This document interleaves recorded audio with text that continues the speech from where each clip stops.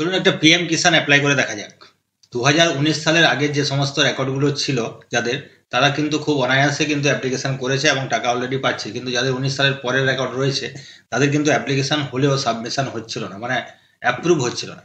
তো এখন শোনা যাচ্ছে যে সমস্ত কিছুই অ্যাপ্রুভ হবে। এখন মোটামুটি এপ্রিল মাসের পরের থেকে বা মাঝামাঝি থেকে বা এপ্রিল মাসের পর থেকে কিন্তু 2019 সালের পরের যে রেকর্ড রয়েছে তাদের রেকর্ডগুলো কিন্তু অ্যাপ্লিকেবল এবং অ্যাপ্রুভও হয়ে যাবে, টাকাও কিন্তু কিষাণরা পাবে। তো চলুন একটা অ্যাপ্লিকেশন করে দেখা যাক। তো আমি প্রথমে পিএম কিষাণের যে সাইট রয়েছে সেই সাইটে চলে যাচ্ছি। পিএম কিষাণের সাইটে যাওয়ার পরে আপনারা সবাই জানেন যে এখানে নিউ রেজিস্ট্রেশনের যে জায়গা রয়েছে সেটা আপনি এখান থেকে সিলেক্ট করে নিউ রেজিস্ট্রেশনে আমি ক্লিক করে নিলাম। ক্লিক করে নেওয়ার সঙ্গে সঙ্গে আমাকে একটা ডেটা দেওয়ার একটা জায়গা দেবে, যেখানে আপনাকে লিখতে হবে যে রুরাল ফার্মারের যে আধার নাম্বার এবং সঙ্গে একটা অ্যাটাচ মোবাইল নাম্বার, যদি আপনি বায়োমেট্রিক অ্যাথেন্টিকেশন না দেন। তারপরে স্টেটটা সিলেক্ট করে নিতে হবে। ক্যাপচাটা দিয়ে দেওয়ার পর গেট ওটিপি বাটনে আপনাকে ক্লিক করে নিতে হবে। ক্লিকটা করে নেওয়ার পরেই কিন্তু সমস্যাটা আসছে, অ্যাপ্লিকেশনটা হচ্ছে না। কি অপশান আসছে দেখুন, এখানে লিখে দিচ্ছে IP address is not white listed. যাদের এই সমস্যাটা আসছে, পিএম কিষাণ শুধু না, মানে প্রধানমন্ত্রী যে সমস্ত যোজনাগুলো রয়েছে তাদের কিন্তু ম্যাক্সিমাম ক্ষেত্রে কিন্তু এই আইপি অ্যাড্রেসের একটা প্রবলেম কিন্তু চলে আসছে। এবার যদি না আসছে কোনো সমস্যা নেই, যাদের আসছে ভিডিওটা তাদের জন্য। এবং আজকে আমার ভিডিওটা রয়েছে এটাই, যে IP address not white listed কথাটা যদি চলে আসে, মেসেজ যদি চলে আসে, আপনি কি এই সমস্যার কি সমাধানটা করবেন এবং কিভাবে আপনার অ্যাপ্লিকেশনটাকে এগিয়ে নিয়ে যাবেন। তো তার আগে নমস্কার, আমি স্বপন, আপনারা দেখছেন ইগাল একাডেমি। প্রথমবার যদি চ্যানেলে এখন অবশ্যই সাবস্ক্রাইবটা করে রাখবেন, কারণ এই ধরনের ভিডিও আমরা বরাবর দিয়ে থাকি। তো দেখুন, আইপি অ্যাড্রেস আমরা মানে বুঝি আমার মেশিনের যে আইপি অ্যাড্রেস, কিন্তু এই আইপি অ্যাড্রেস মেশিনের আইপি অ্যাড্রেস নয়। প্রত্যেকটা মেশিনের একটা ইন্ডিভিজুয়াল আইপি অ্যাড্রেস থাকে, কিন্তু এই আইপি অ্যাড্রেস কিন্তু সেই আইপি অ্যাড্রেস নয়। এই আইপি অ্যাড্রেসটা হচ্ছে আপনার যে নেটওয়ার্কটা আপনি ব্যবহার করছেন, প্রত্যেকটা নেটওয়ার্কেরও একটা আইপি অ্যাড্রেস থাকে। এবার সেই আইপি অ্যাড্রেসটা ডাইনামিক করা থাকতে পারে বা স্ট্যাটিক করা থাকতে পারে। যদি আপনার ডাইনামিক করা থাকে তাহলে কিন্তু কোনো সমস্যা হওয়ার কথা নয়। স্ট্যাটিক করা থাকলে কিন্তু আপনার সমস্যা। আপনি নির্দিষ্ট কিছু সাইট রয়েছে যেখানে আপনি কিন্তু ঢুকতে পারবেন না, আপনাকে ওখানে ঢুকতে বাধা দেবে, বা আপনি একাধিকবার ঢুকতে পারবেন না, কিছু প্রবলেম ওরা ক্রিয়েট করবেই। ঠিক আছে, তো আপনি যে নেটওয়ার্কটা ইউজ করেন সেই নেটওয়ার্কটা যদি আপনি চেঞ্জ করে দেন তাহলে দেখবেন আপনার এই প্রবলেমটা আর হচ্ছে না। সেখানেও কিন্তু সেই যে নেটওয়ার্কটা আপনি চেঞ্জ করলেন, সেখানেও কিন্তু কয়েকটা করার পর দেখা যাবে যে এই সেম প্রবলেম চলে আসছে।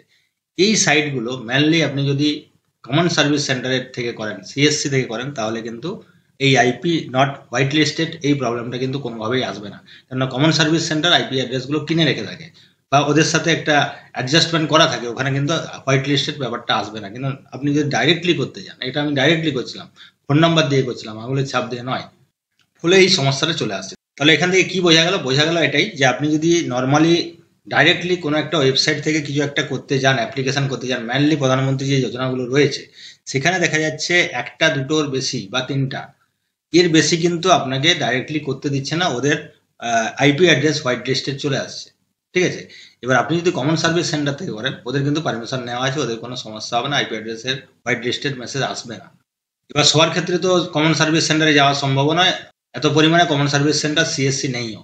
তো সুতরাং আপনাকে ডাইরেক্টলি করতে হবে, তাহলে এই প্রবলেমটা সলিউশন আপনাকে বের করতে হবে। আপনাকে কি করতে হবে? আইপি অ্যাড্রেসটাকে চেঞ্জ করতে হবে। কিভাবে চেঞ্জ করবেন? যে আপনি যে নেটওয়ার্কটা ইউজ করছেন সেই নেটওয়ার্কটা বাদ দিয়ে অন্য একটা নেটওয়ার্ক আপনি ইউজ করুন, তাহলে দেখবেন আপনার এই হোয়াইট লিস্টেডটা আসছে না। এছাড়া আপনার হাতে কোনো অন্য রাস্তা নেই। ঠিক আছে, অথবা একটা সফটওয়্যার আছে, আপনি দেখাবো, একটা সফটওয়্যার আছে, আপনি ইনস্টল করে আইপি অ্যাড্রেসটাকে অটোমেটিকলি চেঞ্জ করাতে পারেন। ঠিক আছে, তাহলে কিন্তু আপনার এই সমস্যাটা আসবে না। তো চলুন দেখা যাক কিভাবে সমস্যাটার সমাধান করা যায়। দেখুন, আপনাকে এখানে আমি নেটওয়ার্কটা দেখিয়ে নিই। এখানে যে নামটা রয়েছে দেখুন, নেটওয়ার্কটা, এই নেটওয়ার্কটা কানেক্ট করা রয়েছে এখানে।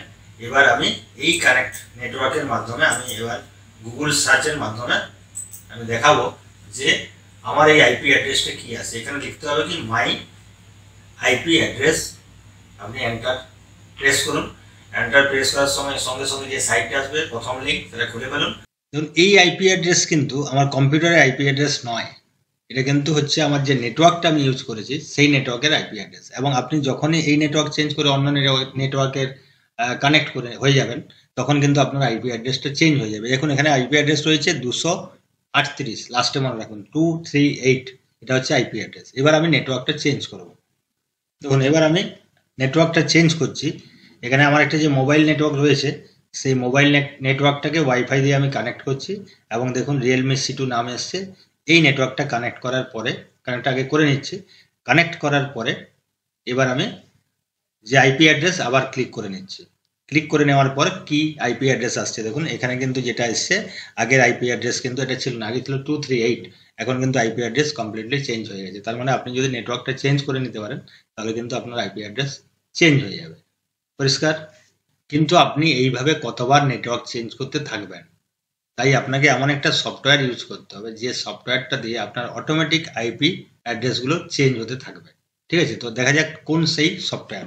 আপনি গুগল সার্চে যাবেন এবং সেখানে লিখবেন আইপি অ্যাড্রেস চেঞ্জার অ্যানোমক্স, MOX যে নামটা লেখা আছে হুবহু ওটা লিখে দেবেন।